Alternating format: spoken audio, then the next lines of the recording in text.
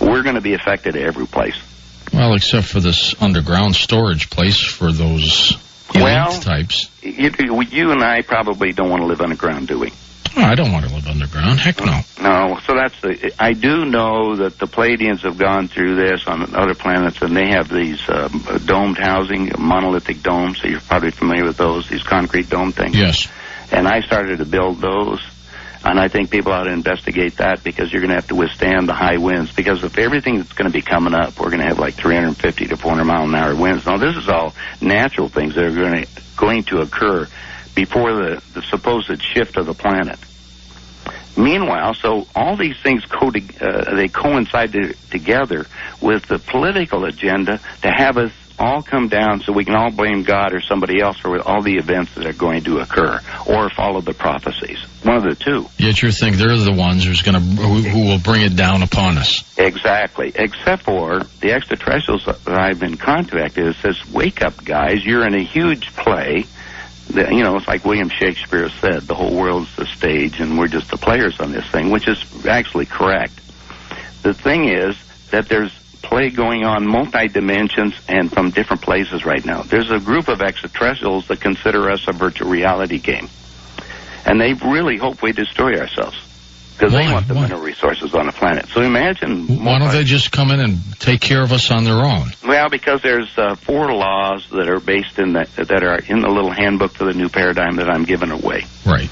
All right. In the handbook, it will give you the laws, and it'll affect them at some point, too, because we have the first law was basically the law of attraction. What you put out, you're going to get back. Mm-hmm. In effect, what you do is going to affect somewhere, someplace. The old chaos theory, the old butterfly flopping its wings someplace, and you're going to have a hurricane someplace else sometime. That's basically what's happening to planet Earth. So we're the focus now of a lot of different extraterrestrials to see what you and I do, because it's up to us to save the planet. Well, it's going to save itself. It's up to us to save a remnant, at least, through this. Do you believe these ETs have been in contact with levels of government? Oh, sure. Freely? I think both sides. I'm looking at freely. I think there's a group of extraterrestrials that have been helping some of the leaders all along. I think there's a group of the Pleiadians, their story is they lived to be 1,000 years old, and they explained to us that all the different races come from a different star system. Well, the ones that are dealing with you, they're just the Pleiadians? No. Above that. When I was in Switzerland, one of the things that really confused me is they said that they are in constant communion with spirit. I didn't quite understand that, George, frankly. I mean, I'm taking pictures of beam ships and all kinds of stuff myself. Mm-hmm.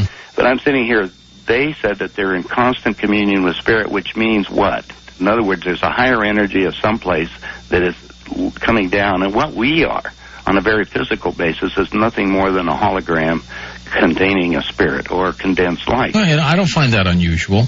Well, in fact, I have pictures that I've taken where the spacecraft was, if you want to look at it, invisible, then become light, and then became a solid object. And when I do my lectures, for instance, I show all these things. That could be also why some of these UFOs seem to pop up and disappear. Well, that's half of the battle. When they condense, that's how they travel between, here and like the Pleiades, which is 500 light years away. So at least you believe that they are traveling in some kind of physical plane in the universe as opposed to going into other dimensions? Well, no. What they do is condense time and space by using what they call gravity wave amplifiers. I mean, they shared a lot of the technology. Now, my background being in engineering, I was kind of analyzing everything. How do we apply this, and how can you and I use the same information?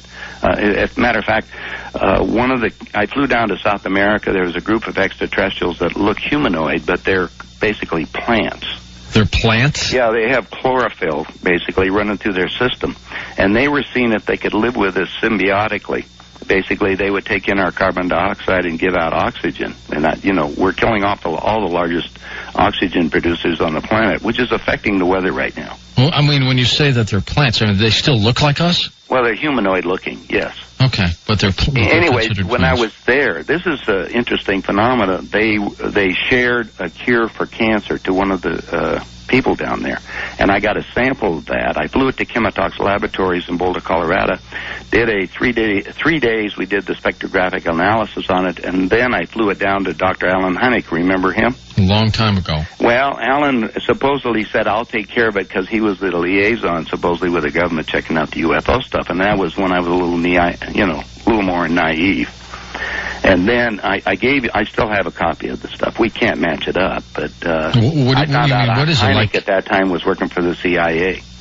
Well, I think he was working for the Air Force at the time. Well, he was getting checks from the government, too. He turned into a believer, though. Of course. He was a believer all the way, but he was to basically condense or reject the information and make it too far. You know, they have to introduce the idea of extraterrestrials at some time in the future. That's the final conflict, is when we get to reducing the population down to what they call manageable levels, less than 500 million. You believe that's going to happen? Well, that way we're going right now, you bet. I don't see it. I don't see it changing right at this minute. I mean, you and I may be rational, but these guys aren't. And then you have to go put yourself in their shoes. If we have the population, we have half the world's population existing on less than $2 a day. If I drop it down to $1, it's about a third of the world's population. What do you do about these people? Well, I mean, seriously. You got to take care of them, but how are you going to do that? That's exactly correct. So their attitude is that let's get the wars going, because that's always been part of it, and that's part of our DNA, structured as warriors, which most of us on the planet were. I mean, everybody's fighting. There's no doubt in my mind, George, that there are some people on this planet, humans now, who would love to see the population trickle down to a manageable level. I mean, they'd love to do that. I think... that was the Plan 2000. It was put in writing, by the way. Jimmy Carter put it in writing, the Plan 2000, the government documents. I should put it up on my website for some of the documents. Aren't you afraid that these people could sue you? No, because I'm not telling you anything that's not true. And not only that, the next question is, they think they've won already, George. What do you mean? How? They think they're in total control. I mean, you're lucky to be on the radio right now. I mean, there's a point where you and I talking on the radio will no longer be allowed. They're only going to allow what they're going to put out. You know, it's... You're lucky that you're still around. That's exactly correct.